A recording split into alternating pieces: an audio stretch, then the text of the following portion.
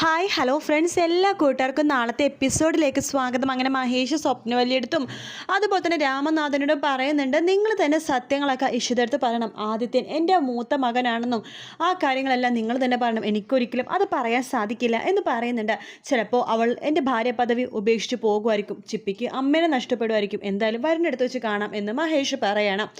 അതിനുശേഷമാണെന്നുണ്ടെങ്കിൽ നമ്മുടെ മഹേഷിൻ്റെ company hang over ചെയ്യാൻ പോവാണ്. കേരളത്തിലൊരു കമ്പനിയായിട്ട്, അത് ആകാശിൻ്റെ കമ്പനിക്കായിട്ടോ ഹാങ് ഓവർ ചെയ്യാൻ പോകണം. അപ്പോൾ നമ്മുടെ മാഡത്തിനെ മഹേഷ് വിളിക്കുന്നുണ്ട്.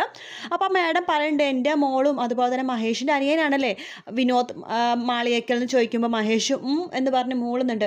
എൻ്റെ മോളും അതുപോലെ തന്നെ വിനോദ് മാളിയേക്കൽ നല്ല കൂട്ടായിരുന്നു ബാംഗ്ലൂർ വെച്ചിട്ട്. വിനോദിനോടൊന്ന് സംസാരിക്കുക, വിനോദ് ശരിയാക്കി തരും എന്നൊക്കെ പറയാണ്. ശരിയെന്ന് പറയുന്നുണ്ട്. അപ്പോൾ ആ മാഡത്തിൻ്റെ സംസാരത്തിൽ തന്നെ മനസ്സിലാക്കാം ആ മാഡത്തിനൊരു താല്പര്യം വിനോദിനോടുണ്ട്, മോളെ കൊണ്ട് കെട്ടിക്കാനായിട്ട് കേട്ടോ. അപ്പം മിക്കവാറും ഇനി മഹേഷ് വിനോദിട്ട് അടുക്കുകയാണെങ്കിൽ ആ പെണ്ണിനെ കെട്ടണമെന്ന് ഇതിന് പറഞ്ഞു കഴിഞ്ഞാൽ തീർന്നു. പിന്നെയും ചേട്ടൻ അനിയനും പിണങ്ങാൻ ചാൻസ് ഉണ്ട്. എന്തായാലും വിവേക് പറയേണ്ടത് നമ്മുടെ ആവശ്യമല്ലേ മഹേഷ്, അതുകൊണ്ട് എന്തായാലും വിനോദിനോട് സംസാരിക്കേ, അത് വേണോ എന്ന് മഹേഷ് ചോദിക്കുമ്പോൾ തീർച്ചയായിട്ടും വേണം. കാരണം ഈ കമ്പനി എങ്ങാനും ആകാശ് എടുത്തു കഴിഞ്ഞാൽ പിന്നെ മഹേഷ് ജീവിച്ചിരുന്നിട്ട് പോലും കാര്യമില്ല, നാണം കെട്ടുപോകും. അത് ശരിയാ, ആകാശിൻ്റെ പേരിൽ എങ്ങാനും എൻ്റെ ഈ കമ്പനി വന്നു കഴിഞ്ഞാൽ പിന്നെ ഞാൻ ജീവിച്ചിരിക്കില്ല എന്ന് പറയാണ്. വിവേക് പറയേണ്ടത് അത് തന്നെയാണ് ഞാൻ പറഞ്ഞത്. എങ്ങനെയെങ്കിലൊക്കെ വിനോദിനോട് സംസാരിച്ചിട്ട് രാഷ്ട്രീയത്തിൽ ആരോട് സംസാരിക്കാൻ പറഞ്ഞിട്ട് എങ്ങനെയെങ്കിലൊക്കെ ഈ കമ്പനി തിരിച്ചു പിടിക്കാൻ വേണ്ടി പറയാണ്.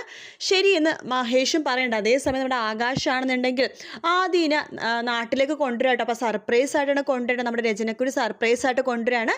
വരുന്ന വഴിക്കൊക്കെ ണെന്നുണ്ടെങ്കിൽ ആകാശ് പച്ചക്കള്ളമാണ് ഈ കുട്ടിയുടെ ചെവിയിൽ പറഞ്ഞു കൊടുക്കുന്നത്.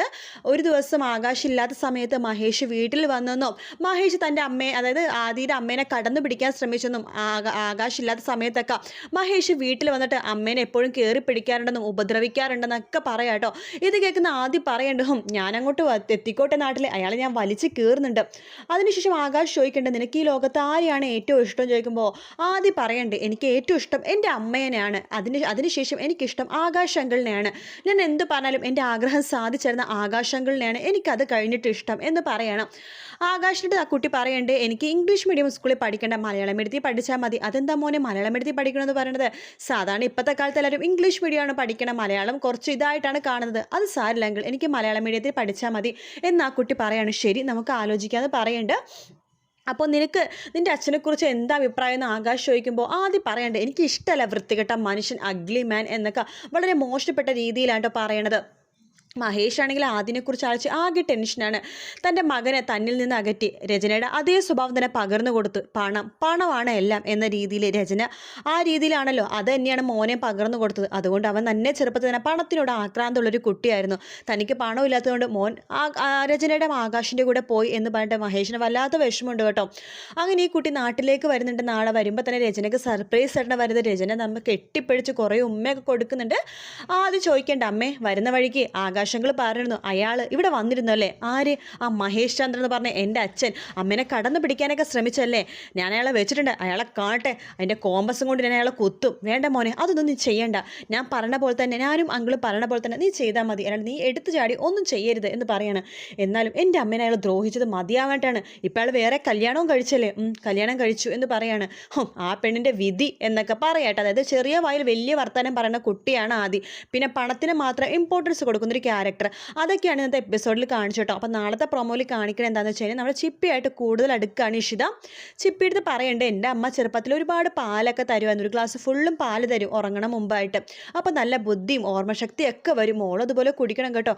അമ്മ പാൽ തരുമ്പോൾ ഞാൻ കുടിച്ചില്ലെങ്കിൽ അമ്മ എന്നെ തല്ലുമായിരുന്നു. അപ്പോൾ ഇഷിതാമ്മ എന്നെയും തല്ലു എന്ന് ചിപ്പി ചോദിക്കുമ്പോൾ എൻ്റെ മോളെ ഞാൻ തല്ലില്ല. തല്ലരുത് കേട്ടോ, തല്ലില്ലെന്നേ എന്നൊക്കെ പറയാണ്.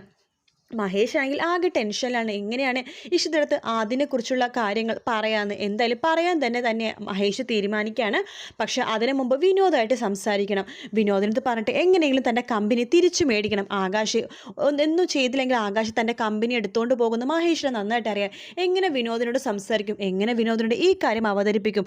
അഥവാ വിനോദ് അത് ശരിയാക്കി തരുവാണെങ്കിൽ തന്നെ ആ മേഡം അടുത്തത് പറയാൻ പോണത് തൻ്റെ മോളെ കൊണ്ട് വിനോദിനെ കെട്ടിക്കണമെന്നായിരിക്കും. മഹേഷ് ആ കാര്യം വിനോദിനെ പറയാൻ ചാൻസ് ഉണ്ട്.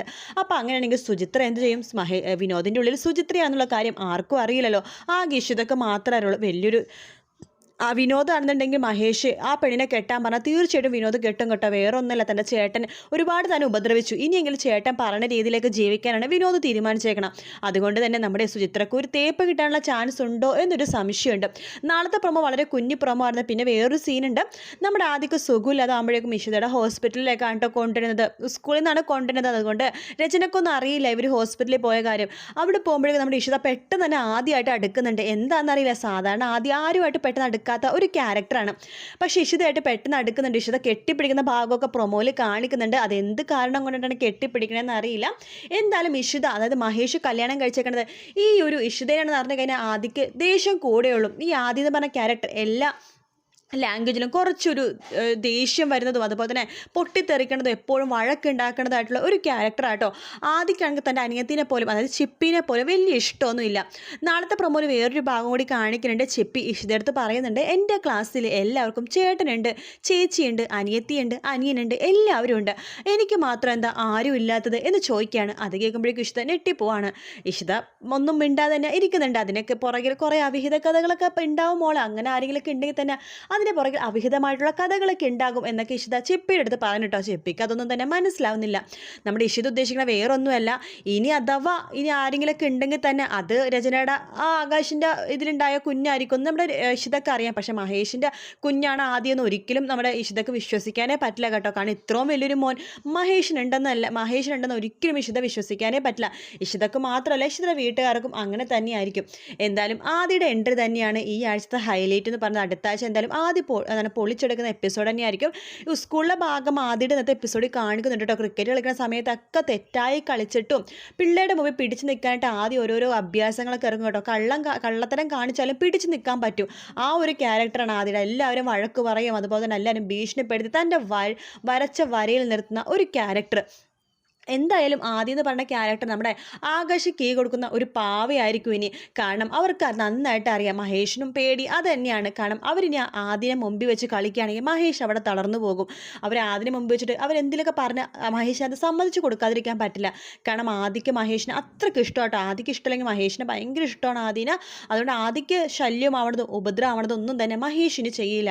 അത് തന്നെയാണ് നമ്മുടെ രചനയും അതുപോലെ തന്നെ ആകാശം കൂടി മുതലെടുക്കാൻ പോണത്. എന്തായാലും ഈ ആദിയുടെ സത്യം ആരും തന്നെ ഇഷിതടുത്ത് പറയാനും പോണില്ല. ഇഷിത തന്നെ കണ്ടുപിടിക്കാനാണ് ചാൻസ് ഉള്ളൂ. എന്തായാലും ഇഷിത ആ സത്യത്തിലേക്ക് എത്തുന്നുള്ള കാര്യത്തിൽ ഒരു സംശയവും. അപ്പോൾ വീഡിയോ ഇഷ്ടപ്പെടുകയാണെങ്കിൽ ലൈക്ക് ചെയ്യാനും സബ്സ്ക്രൈബ് ചെയ്യാനും കമൻറ്റ് ചെയ്യാനും മറക്കല്ല. നാളത്തെ പ്രൊമോ ആയിട്ട് കാണിച്ചത് കുഞ്ഞ് പ്രൊമോ ആയതുകൊണ്ടിട്ടാണ് കേട്ടോ ഈ ആദ്യയുടെ സംഭവങ്ങളും ഇന്നത്തെ എപ്പിസോഡിൻ്റെ റിവ്യൂ ഇടാൻ പറ്റാത്തതുകൊണ്ട് ജസ്റ്റ് എപ്പിസോഡിൻ്റെ റിവ്യൂ ഒക്കെ ആയിട്ട് മിക്സ് ആക്കി പറഞ്ഞത്. അപ്പോൾ എന്തായാലും വീക്കെൻഡ് പ്രൊമോ വരികയായിരിക്കും. വീക്കെൻഡ് പ്രൊമോ ഞാൻ പറഞ്ഞ ഈ ഒരു കാര്യം കാണിക്കുമായിരിക്കും. ആദ്യം ഇഷിത തമ്മിൽ കുറച്ച് അടുക്കുന്ന ഭാഗം ഞാൻ പറഞ്ഞില്ലേ, ആ ഭാഗം എന്തായാലും വീക്കെൻഡ് പ്രൊമോയിൽ കാണുമെന്ന് നമുക്ക് പ്രതീക്ഷിക്കാം. അതുമാത്രമല്ല, ചിപ്പിയും ആദ്യം തമ്മിൽ സ്കൂളിൽ വെച്ച് കണ്ടുമുട്ടുന്നൊരു ഭാഗമുണ്ട്. അതും വീക്കെൻഡ് പ്രൊമോ തന്നെ കാണിക്കുമായിരിക്കും. വീഡിയോ ഇഷ്ടപ്പെട്ടാൽ ലൈക്ക് ചെയ്യുക, സബ്സ്ക്രൈബ് ചെയ്യുക. Good night. നാളെ കാണാം. Bye bye.